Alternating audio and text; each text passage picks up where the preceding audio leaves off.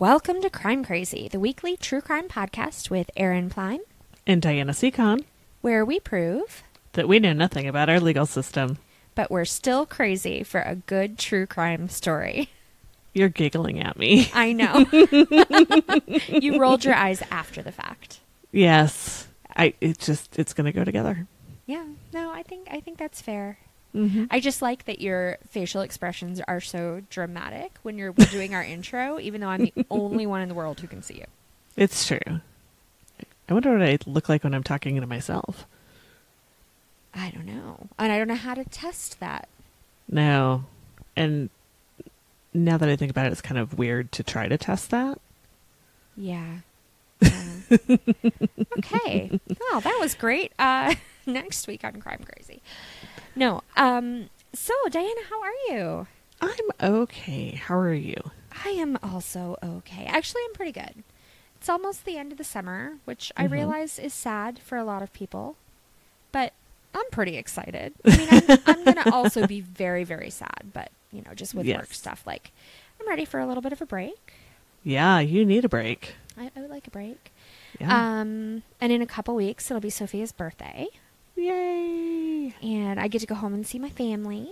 Yay! So, pretty good. Are you doing anything fun in the next couple weeks? We are. Liam and I are going to England. Ooh. Yeah. That's super exciting. It is exciting. I was starting to make my, I'll go ahead and get ready to laugh, my vacation Trello board. Oh my God. All right. So A, Trello should sponsor us. And B, Trello is amazing. And C, you are the biggest nerd I've ever met. I feel like we had established that. It's true. It's true. It's not a surprise to anyone. No. But I was starting to think about all the things that Liam and I have talked about doing and trying to plot around like days that they're closed and that kind of stuff. And I'm all excited. Yay. We're going to be there for 2 weeks. I'm not 100% sure how we're going to fit everything in.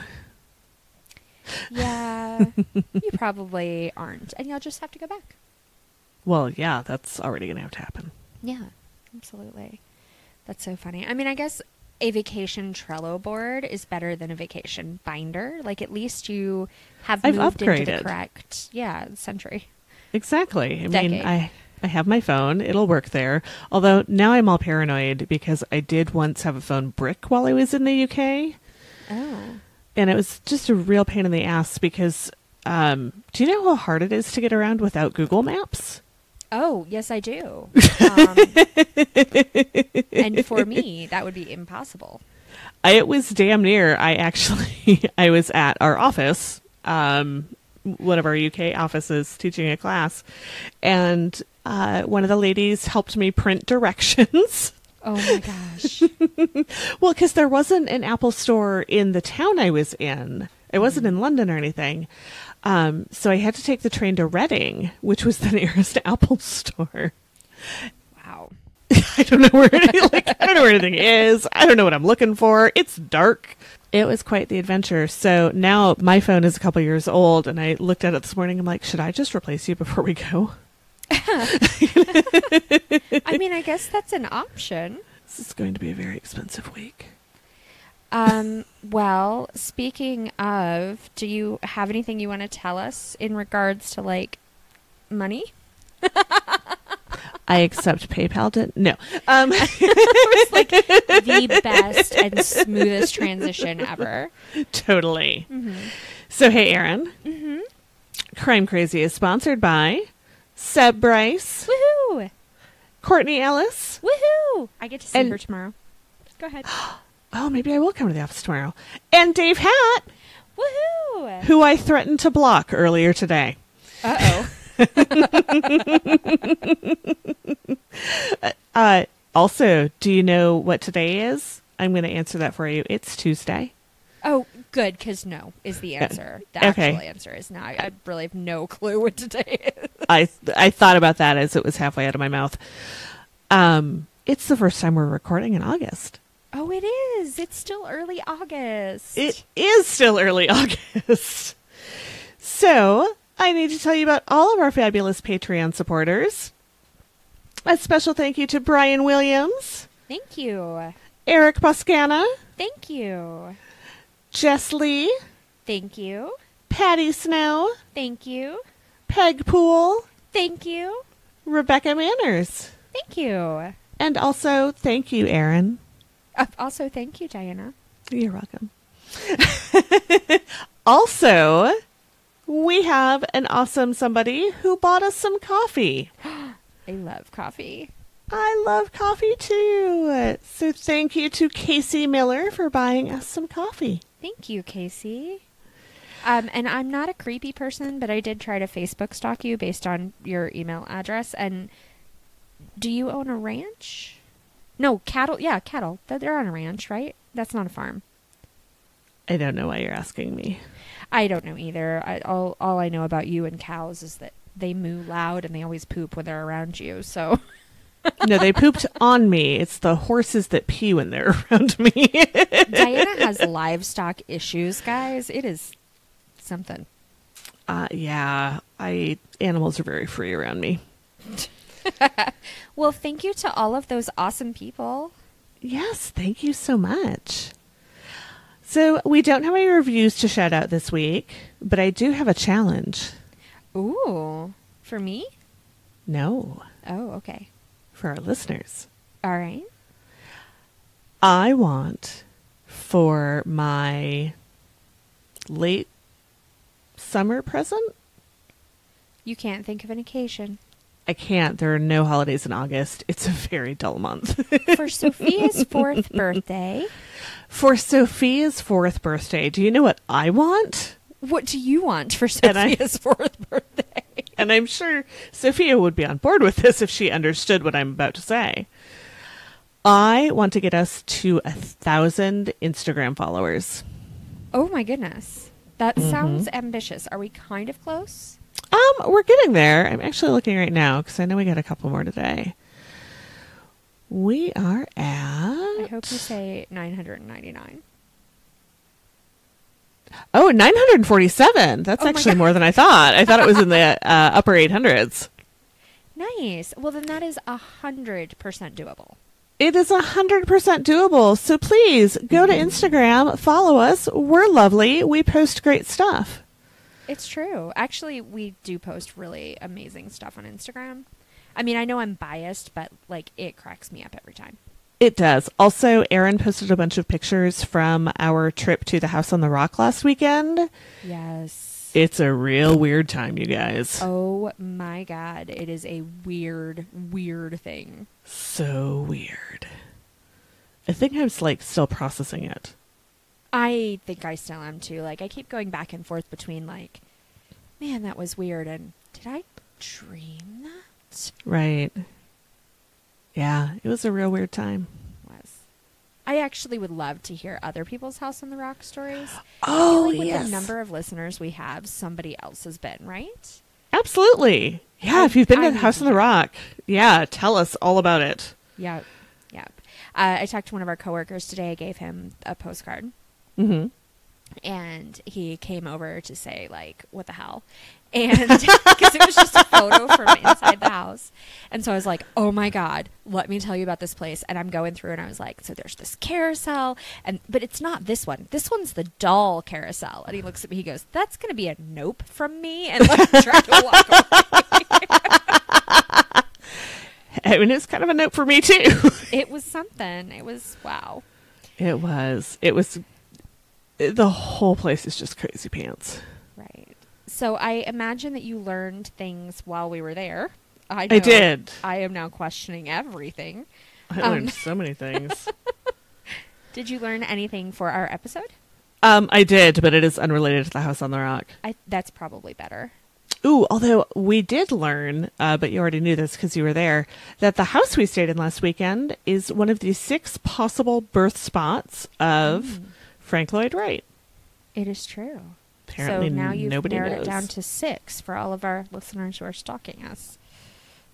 We're not there now, but, that's okay. That's true. It's a great house. You should check it out on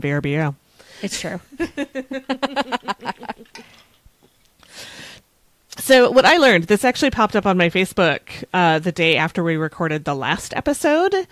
Okay. And since it's related, I had to share it with you.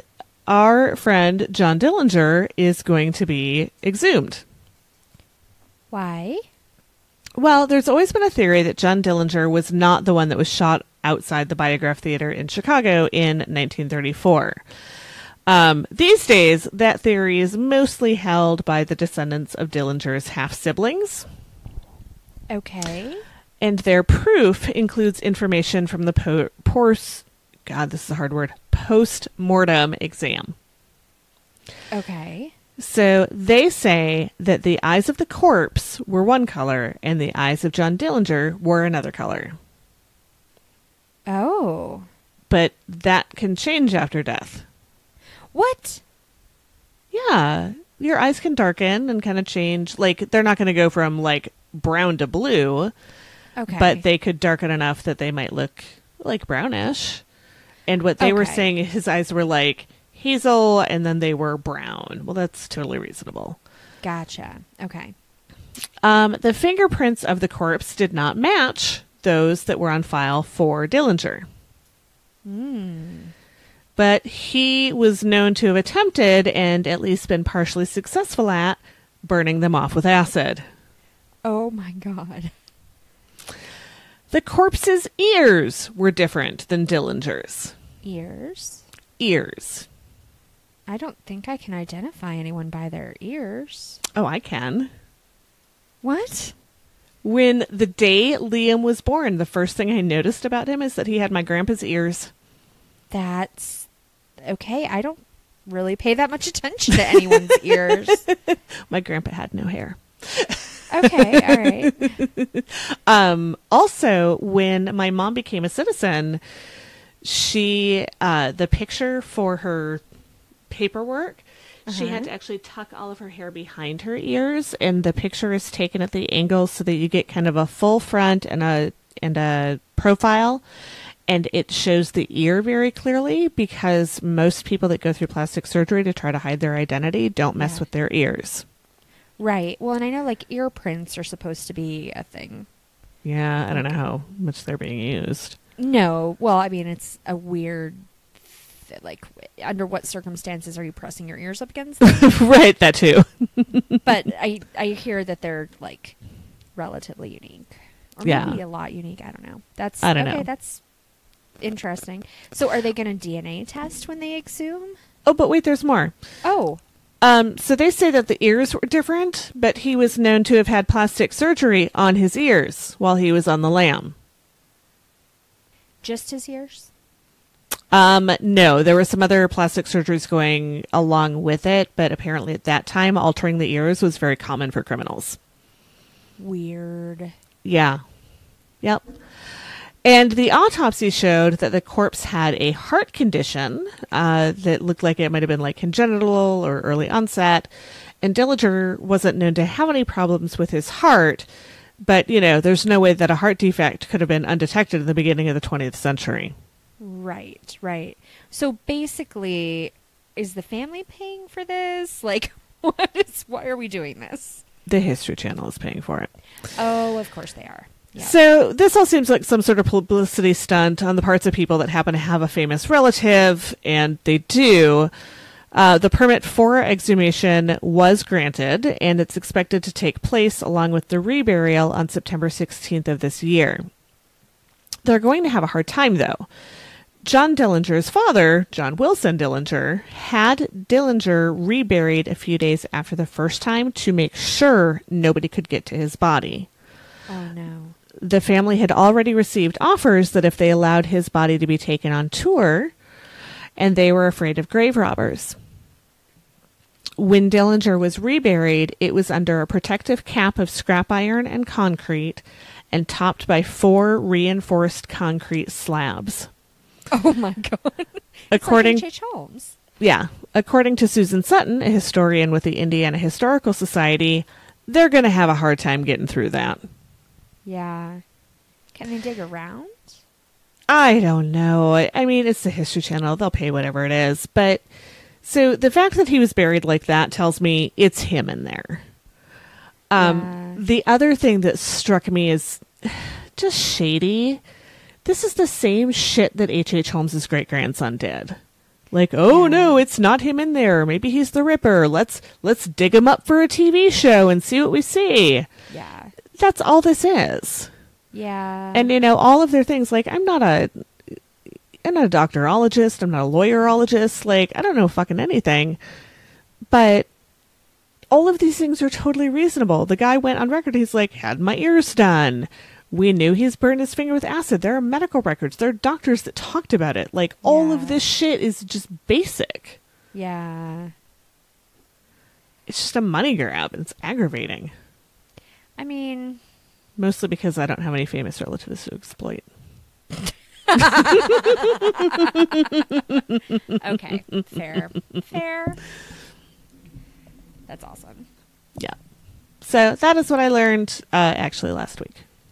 Nice. Because we had a rough time with last episode. Yes. Oh my gosh. We so did. I'm sorry, guys, about that. I never did figure out what happened.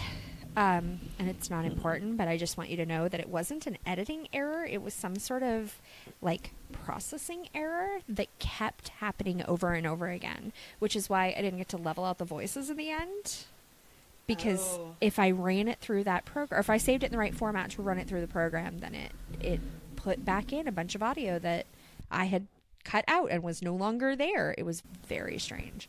What the hell? I have no idea. There was some sort of issue with the program. And then somebody in my family stepped on the podcasting computer, so I now have a new podcasting computer. It's been a week, guys. Yeah. Maybe we should stop touching things. Right? Well, no, you didn't touch your computer. I didn't touch the computer, and I didn't do anything wrong to the file. I think it just something weird. Maybe it was ghosts. Could be. Never know. It was like preemptive haunting from our weekend. Maybe. Awesome. So, Eryn. So, Diana. Do you have a story for me? I do.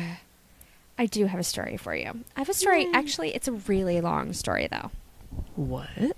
It is. It's really, really long. And so I'm going to split it into pieces.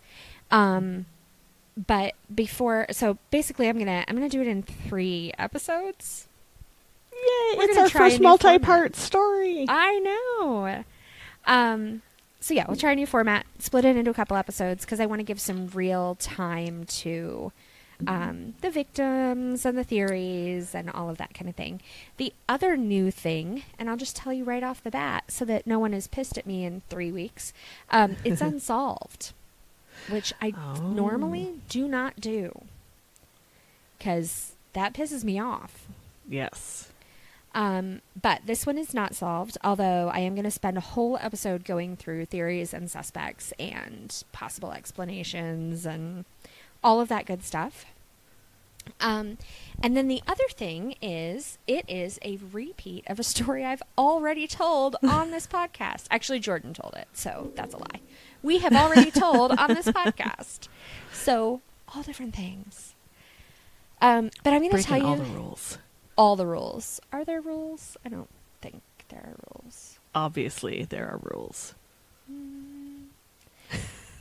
I'm going to tell you the story of the Colonial Parkway Murders.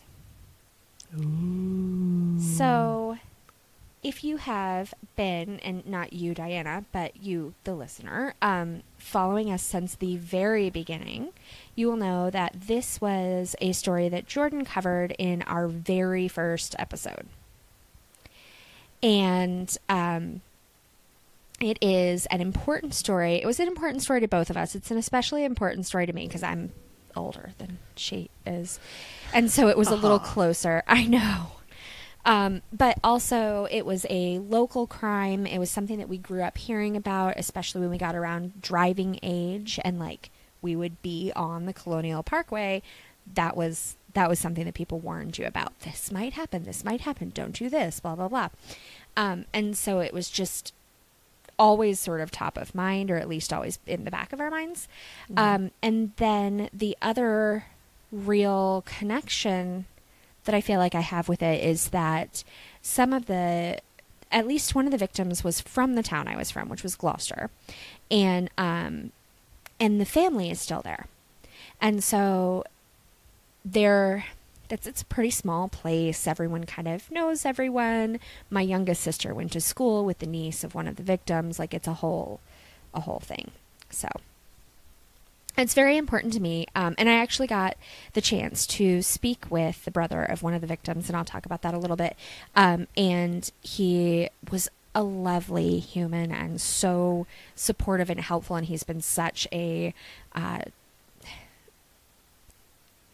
don't even know what, like, he's been such, not an activist, but trying to get the word out about this case, trying to keep it in the public eye, trying to keep it on the FBI and the state police and the local police and the park rangers' radar, and really pushing, because, as we'll talk about in a couple episodes, there are some developments and some avenues for more investigation that no one has taken. So, the other thing about this before I start is that it is not a case where brilliant detective work solves the crime. It's more the case where everyone involved fucks up. I'm shocked. I know. So that's going to be super, super frustrating. Okay, so I'm going to sort of set the scene. I grew up in Gloucester, Virginia. I lived there my whole life. It is very small. Gloucester is near Richmond, Virginia. It's on the coast. Everything in that area is all rivers and bays. If you go a little bit south, you get to the ocean. It is a lot of land and space, but not a ton of people. And even when you drive over the river, over the Coleman Bridge, and get to, like, the city, in air quotes, it is still not a lot of people. Mm-hmm. It's especially compared to, like, even, where we are now in the Twin Cities. And at the time of these murders, which was about 30 years ago, it was even more rural, and so more kind of tight-knit and smaller communities. Mm-hmm. And it was here that Kathleen Thomas and Rebecca Ann Dowski grew up. So they didn't live in Gloucester. They lived across the river, where all of these other sort of larger cities are connected by the Colonial Parkway, which we'll talk about in a minute. So Kathleen Thomas was 27 years old in 1986, and she was a U.S. Naval Academy graduate and had been the class of 81. So she had graduated a handful of years ago. And she was very dependable and one of these people that, like, she just always did her best at her job. She was a really good person.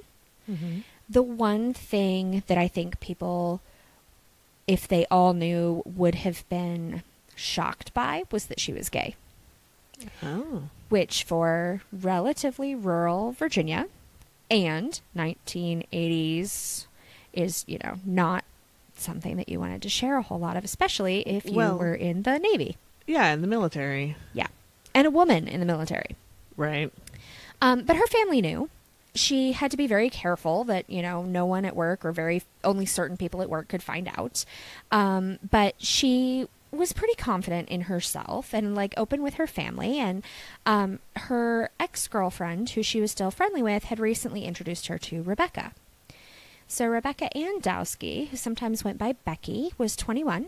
She was a senior at the College of William and Mary, which is in Williamsburg, and actually it's where my husband went to school. And he'll tell you it was founded in the 16 blah blah blah blah. They're all very excited about the history over there. So on October 11th, 1986, Cathy came and picked up Rebecca from campus, and they left for fall break. And the Dowski family, Rebecca's family, didn't know anything about Cathy. I'm not sure whether they knew that she was gay at all, but they didn't know either way about her girlfriend. But at least Bill, who was the brother that I actually spoke to on the phone, and his family knew about Rebecca, and they were excited to get a chance to meet her over the break. So Cathy and Rebecca drove away in Cathy's white 1980 Honda Civic.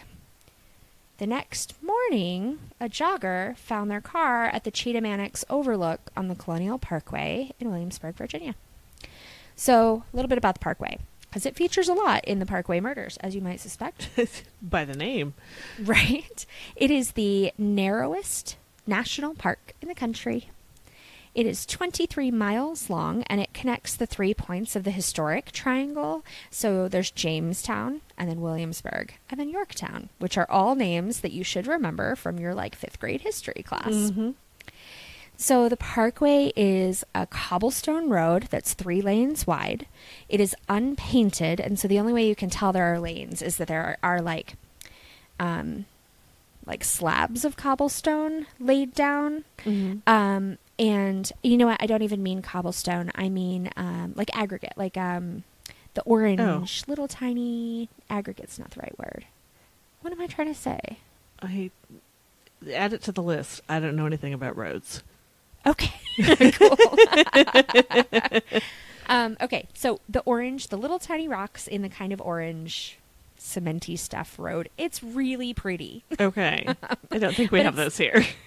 It's laid down in strips, and so there's a tiny bit of space in between them for all the expansion and contraction of the weather and all that good stuff.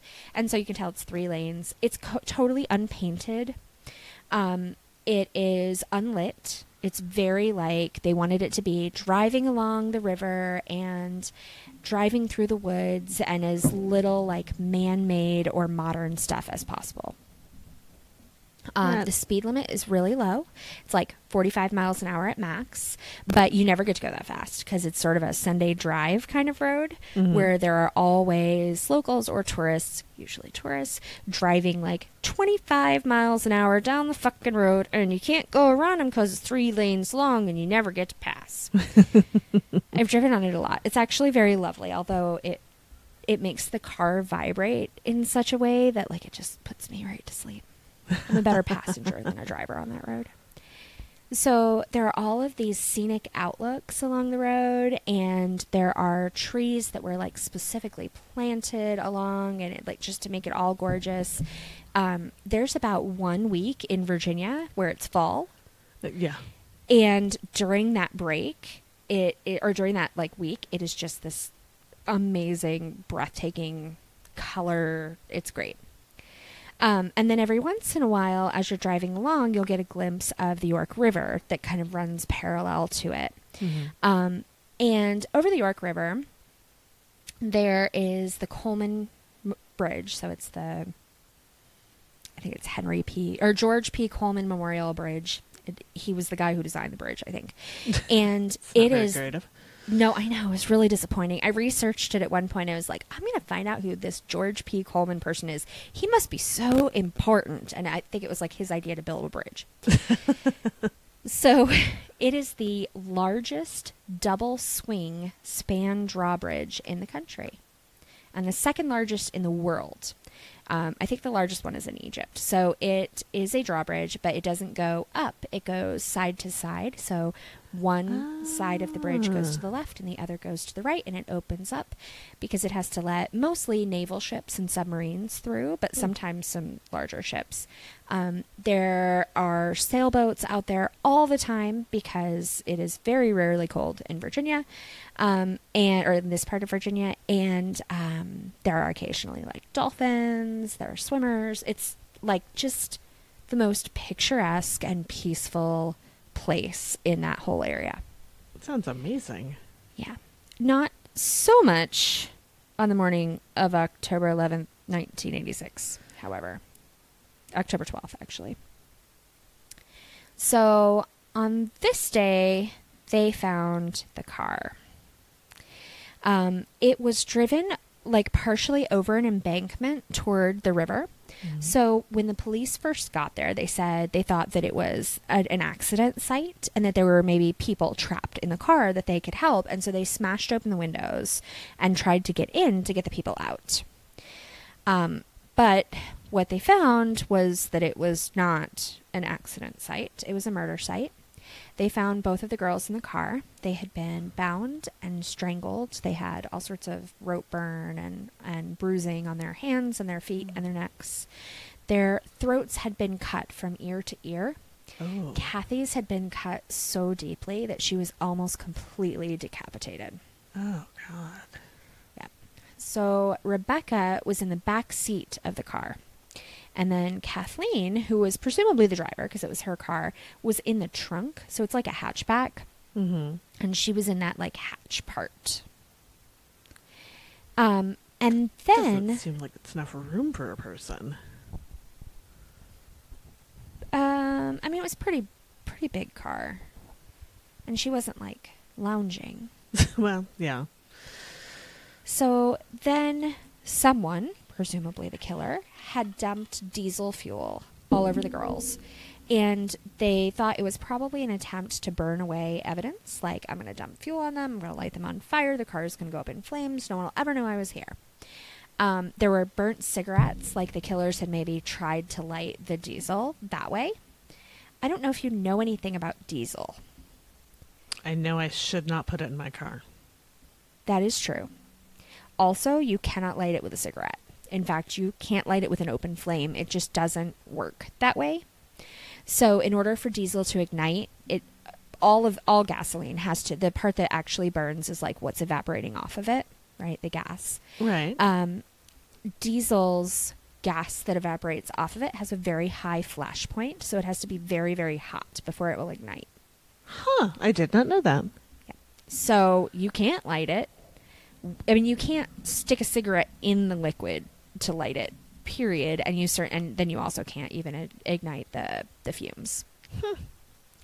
So that didn't work. They were just covered in about 5 gallons of diesel. They were clothed. Nothing had been taken. There wasn't any evidence that they had been sexually assaulted. But they did think that the car was probably a secondary scene and not the actual scene of the murder because there wasn't enough blood in the vehicle. And the position of the bodies suggests that they were like put back in the car after they were dead. They probably weren't in the back seat and the trunk, essentially. Right. That's not where they were driving. So one sort of theory that the police officers came to is that the murderer put the girls in the car and then tried to push it over the embankment into the river. And it didn't work. It got stuck on the way down. And so he had to change his plans. He was like, okay, well, maybe I'll just cover them in fuel and burn the whole thing away. And then there won't be any evidence of me. And, maybe they'll even think that the car caught fire when it crashed and it burned up and they won't even find any evidence of the murder. Like if I can burn the bodies all the way away, not an issue. Yeah, that seems like a super logical plan. I mean, the whole thing is kind of a super logical plan. Right. So he did leave behind a ton of evidence because none of that worked. And I say we'll talk about that in a couple of episodes, but generally speaking, serial killers, men. Yeah. Especially serial killers who have like violent murders, men. So there's a lot of evidence. There was the failed arson attempt with all of the diesel fuel, which we'll talk about later about what that might mean for the area and like who would likely have diesel fuel with them. He also left behind hair. Kathleen pulled hair out of his head. The cigarette butts that were collected at the scene probably also had DNA on them because they had been smoked. They found a portion of the rope that the girls had been bound with. It was left in the car, and they tested it, and it had brine in it, which is like a mix of salty ocean and river water, and it only occurs in parts of the York River where like the flow of the water brings it directly in from the bay. Are you sure it wasn't just soaked in a pickle jar? Not that kind of brine, Diana, but I know you love pickles. I do love pickles. That was actually what I thought. It didn't even occur to me that it could be seawater. I was thinking, why would you have rope in a pickle barrel? So it was pickled rope. I feel like that could be an artisanal trend at some point. I guess. What would you do with it? I don't know. So, of course, none of this was actually tested in the late 80s, right? They didn't test for the DNA. They didn't test the hair. They didn't even test the brine. Like, that was all tested later. It was in 2010 that the FBI finally sent items away for analysis. So in 2010, which we'll talk about at some point too, there was sort of a revival of the case a little bit. They published a ton of articles, and there was some other stuff that was going on that brought it all back into the public eye and then into law enforcement's view again as well. So there are some disagreements around the timeline of the event, which was something that I actually learned researching it this time. I've read a couple books. One of them that is probably the best nonfiction account that you can get, so the closest to true, is called A Special Kind of Evil. And it's written by an investigative journalist and his daughter, who went out and like really researched and talked to families. And he also has a bunch of articles online that he did that was like a series of articles around the time that they were publishing the book. And it's a really lovely read. My favorite part was how wonderfully they talked about the victims and like really, really focused on them and their stories and their lives and how they got to where they were, and not so much on the murderer. I mean, in part because no clue who that is. Right. But there are some inaccuracies, but it's still a really good read. Anyway. So one of the things they talked about was Kathleen Thomas was supposed to be at work on the morning of October the 10th. And it was really unusual for her to not show up to work, or to even be late, or to even call out. And like showing up without calling out, never a thing. Right. So her family knew this, and they really believed that she had to have been killed on October the 9th, because otherwise she would have been at work on October the 10th. Yep. But for some reason, with the timeline, investigators believed that the murders occurred either late the night of the 10th or early the morning of the 11th. So earlier when I said that they left campus on the 11th, what I meant was they were found on the 11th. Yeah, right. Yeah, sorry. Okay, so the second disagreement was around an initial person of interest. And this one is mostly like not an issue any longer. But Cathy's former partner was who the police looked at first, which really makes no sense. For one thing, she introduced her to Rebecca. Obviously, she was cool with the fact they were broken up. Otherwise, why would you introduce the girl that you wanted to be with to another girl that you thought she might like? Right, but from a purely statistical standpoint of women who get murdered, it's the ex. That is true. But that is, generally speaking, when the ex is a man. And in this case, the murderer was almost definitely a man. Right, but I am guessing that people in that part of Virginia in 1980, what have you, were not super liberal about the fact that it was two women together. Yeah, I'm going to guess they're probably still not. Well, generally speaking. I will rely on your expertise about that. So the evidence that really suggests that the murderer or murderers, which has also always been a possibility, is that it was more than one person, is male, or a couple of things. So there had to have been weapons that were brought to the scene, and they believe the weapons. They know a rope and a knife. They think there was probably likely also a gun, just because there was no real sign of a struggle. And like there weren't defensive wounds or anything like that. Cathy was in the Navy. Like, she knew how to kick someone's ass. It wasn't like she was going to just let them murder her. Right. And so they think that probably like a gun was held on them. They were threatened, even though they didn't find any evidence of that. And those are all sort of typical of male assailants. Yep. These up close and personal and bloody, messy kinds of weapons. Also, the bodies, they're reasonably certain were moved, probably after they were dead, right, when they were shoved into the car in these weird positions. And both of the women were tied tightly enough to leave marks, and then both of their throats were sliced with just tremendous force, so much, that Kathleen was like all the way through. Yeah. And all of that would take a lot of upper body strength that typically women don't have. And so probably men. Yeah. So those are the first victims. The second victims were another couple. On September 19th, 1987. David Knobling, who was 20 years old, had agreed to go out with his cousin and his brother, and then his brother's friend, Robin Edwards, who was 14, who was a girl. Mm-hmm. And they were going to go see a movie, but depending on what you read, I think that they changed their minds and then went to the arcade instead and did never actually go to the movie. Mm-hmm. But it doesn't really matter. On the way home, they were in David's black pickup truck.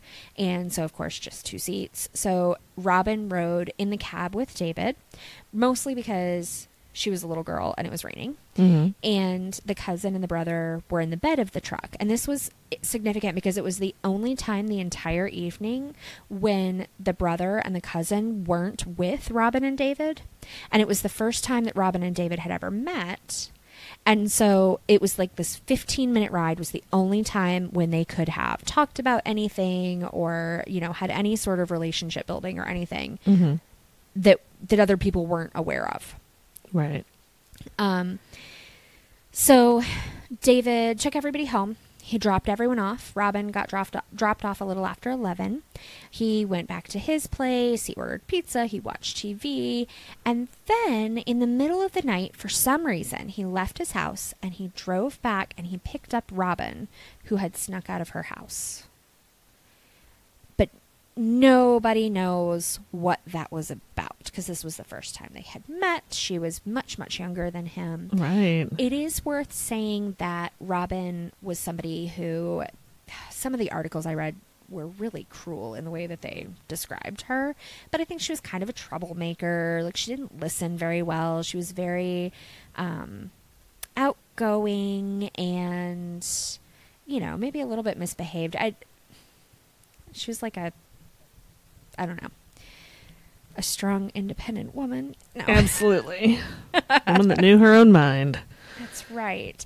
But it wasn't unusual for her to do things like sneak out or run away or date much older boys or, you know, get into trouble or go places she wasn't allowed to go and that kind of thing. Her family wasn't surprised that this happened. And they didn't seem upset too. That was the other thing that was really interesting because it was later theorized that like maybe he picked her up so they could go make out or have sex. And I get that obviously they're victims in this case. And so there's much worse shit coming. Right. But as a mom of a little girl, like if my 14-year-old went out with a 20-year-old, this would be a problem for me. Yeah. But I guess it was either just so normal or so overshadowed by the horrific things that happened next or whatever that it didn't matter. I think that's probably it, right? You know, when you go through a horrific event like that, there's some shit you just let go. And Yeah. your daughter's just been murdered after she snuck out to go make out with a 20-year-old. Well, that's upsetting, but she is dead. Yeah, agreed. And I feel like when I was growing up, and it was after this, Mm-hmm. I was only just barely born when this stuff happened. I know you were in your like late 80s, but I was only barely born. I just feel like there wasn't that much of a stigma in the area, in the time of the big age difference.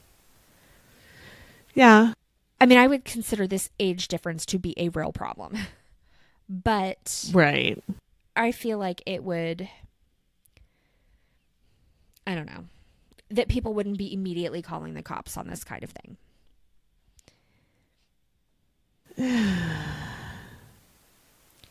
So the other part, though, that is upsetting that I didn't mention is that David had a girlfriend, and David's girlfriend was pregnant. And I think she had just recently told him, and I'm trying to remember because it wasn't in one of the articles that I read when I was like writing up all of my research, but I don't know if they were broken up or if like he left because he didn't know how to I don't think they were like about to get married and raise a baby together, and so he would have been cheating on her. I think it was more like, oh my God, you're what? Okay, I have to figure this out, you know, Right. and there was some conflict there.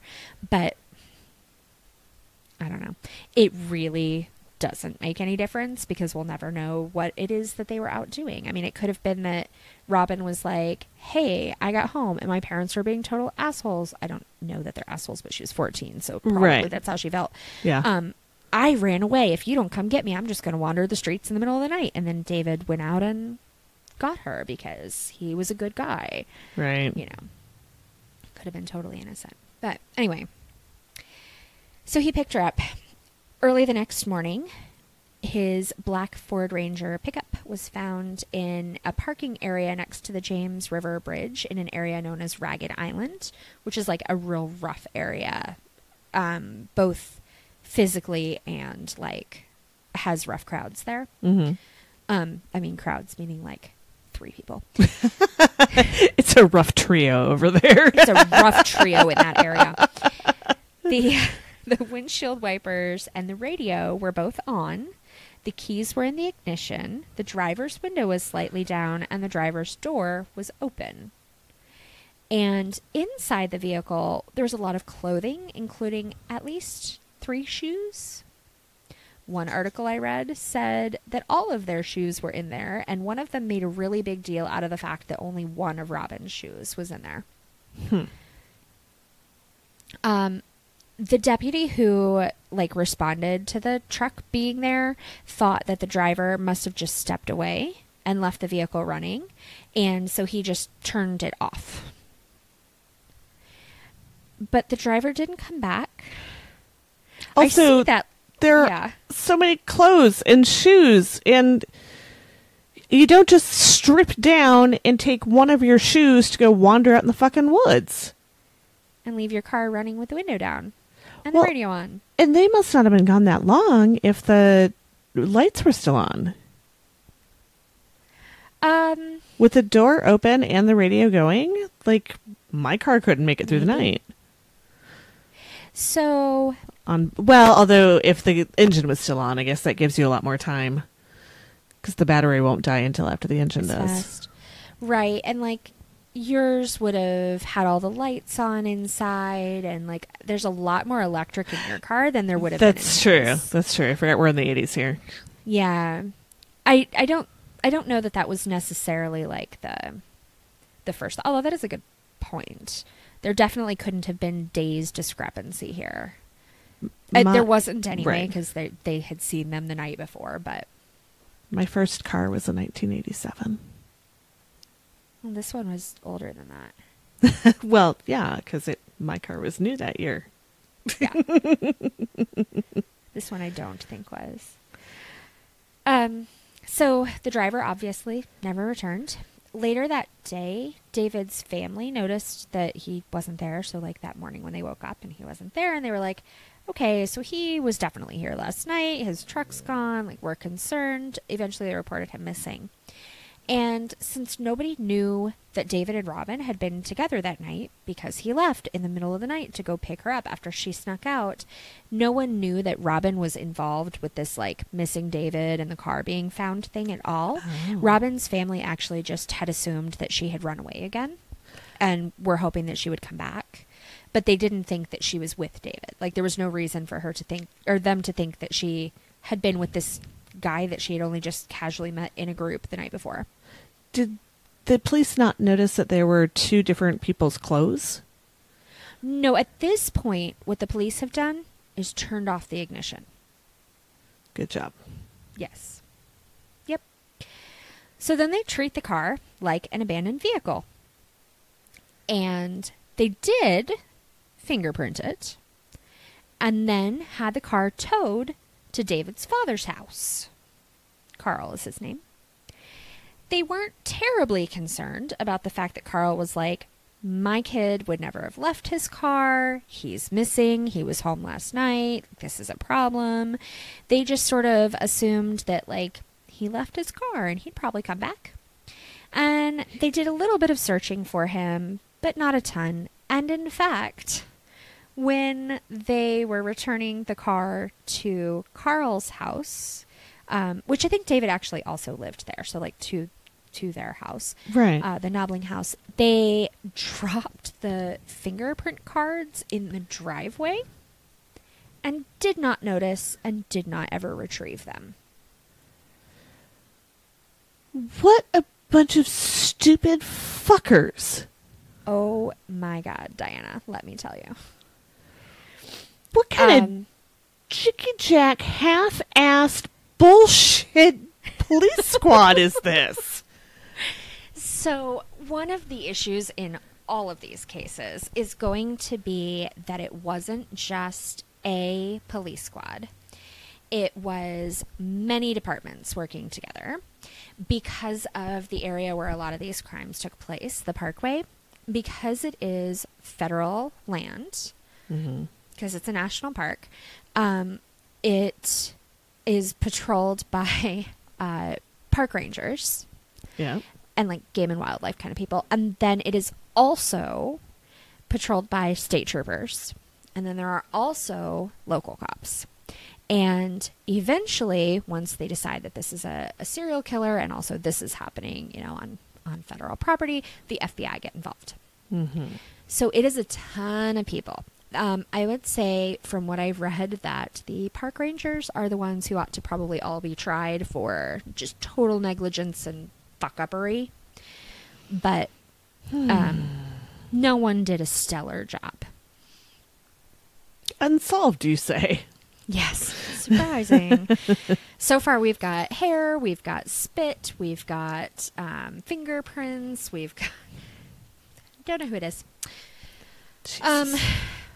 So, and they didn't put a ton of effort into looking for him.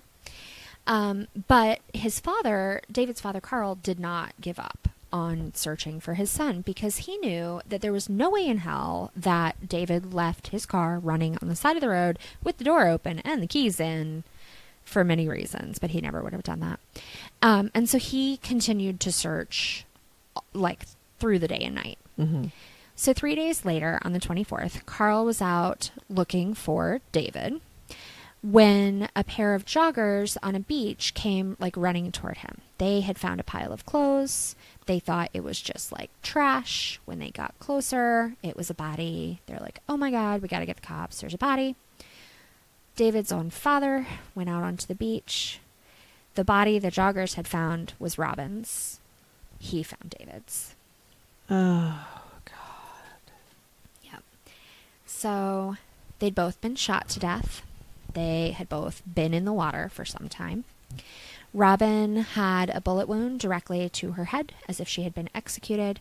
David had a bullet wound to the back of his shoulder. It was from the back and angled down, so they suspect that he was running away and he had stumbled or he had ducked. They shot him. He fell. Then they came up and he also had a bullet wound in his head, just like Robin's. So David's father knew. But before the families could be told, the news reported the name of both victims. So Robin's family was at home waiting to watch a local TV interview on the disappearance of their daughter. And the report came on and announced she'd actually been found on the beach, dead, with a bullet wound in her head, all bloated from the water, blah, blah, blah. And so they found out from the TV that their daughter had been murdered. What hellhole did you escape from? It's not like this 100% of the time, but this was a fucking disaster. Does that? Yeah. There are, like, I would just like to point out that it wasn't like Carl or the police could call from the crime scene and notify the family. Right, but reporters should keep that under their fucking hats until the families, like, report that bodies have been found, whatever. You keep the names until you know the families have been notified. Yeah. You know, I don't watch local news anymore. I don't watch anything, but yeah, I remember when I used to, they would say, you know, I'm not releasing the name of the victims pending. Yeah, family notification. Yep. It's just fucking human decency. Yeah. Not so much in this case. So the investigation was a disaster. The shoes of the victims, at least 3 of them, were in the truck. So investigators surely should have concluded that the two people had not gone very far. And they searched, but in the end, the bodies were discovered less than a mile from the truck. The investigators had pulled the fingerprints from the vehicle before having it towed to the victim's father's house without being thoroughly searched. But then they dropped the cards in the driveway and never recovered them. The people who found the body were not even police officers searching for the body. They were a jogger who was running less than a mile from the scene of the crime, and a father, people who should not have been at the crime scene to begin with, certainly shouldn't have had to find two children shot in the head and washed up on a beach. Plus, by that point, everything had been trampled and touched and messed up and towed, and just a total disaster. So, one interesting thing about the investigation and some of the investigations that have happened since is that they believe the vehicle was definitely staged. So, one of the reasons that the family knew David was missing the moment they found the truck was that David loved his truck. It was like his pride and joy. It was his thing. And he always backed it into a spot away from the road. He never left it unlocked. He and his brother had actually rewired the truck so that the radio could play without the keys being in at all, so that they could listen to music without the car being turned on. And if the goal had been music, and that's why, like, the car was running and the radio was on, David would have known that he didn't need to have the keys in the ignition. He didn't need to have the wipers going. He didn't, he wouldn't have done that. And so investigators have since concluded that probably the killer staged the truck that way in order to encourage somebody to steal it, hoping that the evidence would just drive away with somebody else, or maybe they can implicate someone else in the crime. Well, it's a little smarter than the last plan. Yes. I mean, the last plan clearly didn't work. This one, at least, like, kind of makes sense. Right. Not a lot more, but a little. A little more. I mean, it's kind of clever. Yeah. Like, if you could get someone to drive away with it, at the very least, you've ensured that the crime scene is corrupted, and, a good defense attorney, should you ever be caught, could argue all kinds of things in your favor. And yeah, that's true. That's true. So, and I don't know that this person was necessarily thinking of all of those things, because as we established with the first murder, assuming that they're connected, that's not thinking's not the strong point. Right. So that's where I'm going to end this first one. But I wanted to say a couple of things. One is that at this point, it didn't connect the crimes at all. Okay. They were in different locations. They were a different kind of couple. One was an older couple, at least Cathy was older, who were a lesbian couple. This one was a couple that, by all accounts, was not a romantic couple, or at least hadn't been hours before. Mm-hmm. They were different methods of killing. The first couple was very hands-on. The second couple, they were shot. Mm-hmm. In both cases, like, the cars were there, and they were in sort of the same general area, where the second victims were found is not all that far from the Colonial Parkway, but it's not on the Colonial Parkway. So, like, Ragged Island is not a pull-off on the Parkway. Okay. All the stuff being left in the car, nobody really got robbed. Whatever. And so, yeah, they weren't necessarily connected at all. And at this point, they didn't have any good suspects. Like, they had looked into the personal families. But, yeah, nothing yet. Oh, that is frustrating. It is so frustrating. It just, the more I read about it, it gets more and more and more frustrating. So, next time, preview, I'm going to tell you about the other sets of victims that are sometimes all related together in the Colonial Parkway killings. And it's going to be just as frustrating, if not more. Oh, good. And then I'll kind of tell you a little bit about where we are today. And then we can talk about theories and suspects and all of that good stuff. Yay. Yay. It's our first multi-parter. I'm kind of excited. Me too. So, and I like that I get to go even deeper on the case. Like, not only is it only my story this week, but I also get to talk about, like, who the people were and all the things that happened and the families and the... Yeah. So, and this one's so important to me that, like... Yeah, do it justice. This is kind of your All Begun on the Dark case.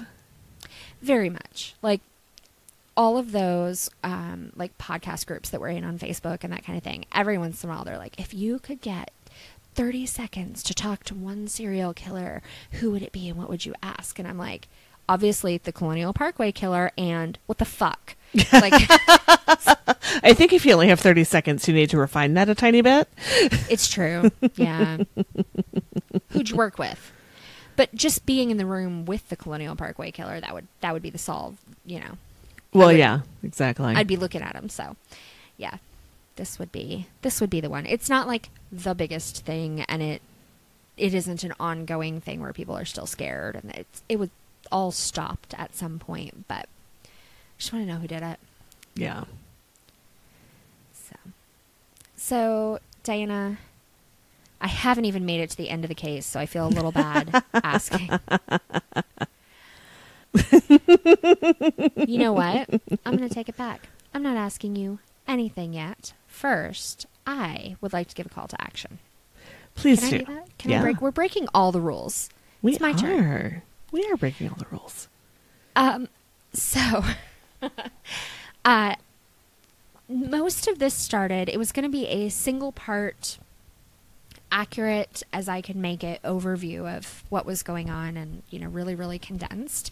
And then I reached out to, there's a Facebook group. That's the Colonial Parkway Murder Facebook group, or it's a page. And I reached out to them. I sent a message and I said, hey, we want to cover this in our podcast and we want to start doing these calls to action. If you could ask people to do one thing, like call this number or read this book or do this with your loved ones, or, you know, make sure that you always, you know, do this to be safe or whatever. Like, what would it be? Mm-hmm. Donate money to this cause, whatever. And instead of an answer, I got a phone call with Bill, which was delightful. But one of the things that he said is just spread the word. Mm-hmm. That there are cases, there's this one certainly, and of course that's the one that's important to me, and it's a million times more important to him and the other family members. But if they go cold like this one has, and they fall out of sort of the public's view, mm-hmm. then they're not as important to police officers either, and the justice system in general, and they just don't get solved. If everybody involved stops pushing, it's easy to set it on the bottom of the pile and get to it when you have time, and then it doesn't get solved. And so just to talk about it, read about it, be upset about it, and post that somewhere or say that somewhere so that it still stays in the public mind was his call to action. And so with that in mind, I am going to encourage everybody. The page is called Colonial Parkway Murders. There is, it has like, I don't know, like 7,000 likes or something, which I know they are also working on growing. So that's a great place to start showing your support, is just go there and like it.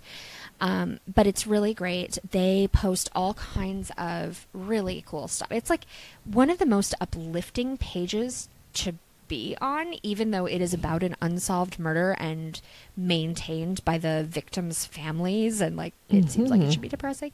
But what they do is they talk about all of these old cold cases and how they got solved, and usually it's solved through DNA testing that, you know, should have happened 20 years ago, but now it finally has, and now they know the answer. And so it's actually a really happy place. I would encourage you to go and to join their page and like their page and see their updates and follow them. Say the name again.